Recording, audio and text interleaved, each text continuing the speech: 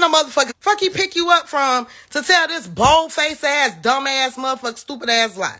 Okay, boom, fast forward. I talked back to him later or whatever, like a little bit after, because of course I went off like a 5 o'clock whistle. So he calls me in the car. He say that he didn't they didn't cancel their room. They didn't cancel his room. These people done got mad at him because he don't want to get down with the swirl. Baby, I'm gonna tell y'all what the swirl is tomorrow. I promise y'all. Y'all, when I say my head hurt, this shit, I can't make this shit up. I'm at home. I ain't asked for this shit. I was minding my own fucking business, okay? I don't even do shit like this. I do not like fucking attention. This is some bullshit. Okay, so boom. Pretty much, he calls me in the car. Because he had a rental. Now, he called me and he say he's sleeping in the car because of the other situation that's supposed to lead up to this, which I'm going to tell y'all about that later. So, he on the FaceTime with me in the car. Like, he really goddamn in the car. And I'm like, well, babe, there's something going on. And this lady done bought you a motherfucking goddamn, cause Cynthia, stop. This lady done bought you a motherfucking goddamn rental, or got you a rental, whatever, and you feel some type of way, and some funny ass shit going on. Nigga, drive home. Drive home. Like, at this point, just drive home. I ain't, no, I ain't gonna just, da-da-da-da-da-da. They stuff in the trunk. I don't give a fuck about nobody's stuff being up in the trunk if I feel some type of way. Shit. Drive the motherfucking rental home. Take it to the goddamn airport. And get the address to mail them they shit. Then when I said, what's up in the motherfucking trunk? This motherfucker gonna tell me he don't know. I said, I know goddamn well you ain't riding around as grown as you is with some shit up in the car and don't know what the fuck it is.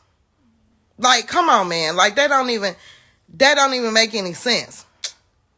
How was he going to pay for gas? I would have bought gas for him to go home. I would have gave him gas to come home. Like, the story that he told me that led up to the whole hotel thing or whatever the case may be, like he called me and distraught. So I really would have paid for him to came home because I thought something was wrong for real. So anyway, this motherfucker in the car, we talk on the phone for a few hours. He say he gonna go to sleep and all this and all that. Okay, cool. So we get off the phone. The next morning, he called me. Again, I smelled bullshit. So dang, the next morning he called me and he says, he called me, he in the car. He FaceTimed me in the car and he like poking his head up from, it wasn't no sheet, it wasn't no blanket. I don't know what the fuck it was, but it didn't look like no shit that you'll go to sleep with all night in no motherfucking car. I'm just being honest. And I later on found out from Amari that he left from out of the room for 2 hours or so and got in and went out to the car, like, and then came back later on in the night. You know what I'm saying? So, yeah. So, anyway, I'm still calling him on his shit and calling his bluff or whatever. So, fast forward.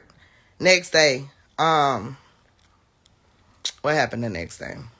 Oh, later, I hadn't talked to him all that day. I didn't call on purpose or whatever, or anything. I was just waiting for him to, call or whatever case may be, but no, not really. So, we text a little, but I hadn't talked to him or whatever. So, later on that night, he sent me a picture, and he was sitting on a couch, and the thing that stuck out about the couch for me, the red and black couch, is because I have a black and white one upstairs, same exact couch. So and it gets better. He was telling me he was with a guy. He was staying with a guy. I'm not gonna mention that man's name. I wouldn't want to be in this shit. So I ain't gonna mention the man's name, but however, you know what I'm saying?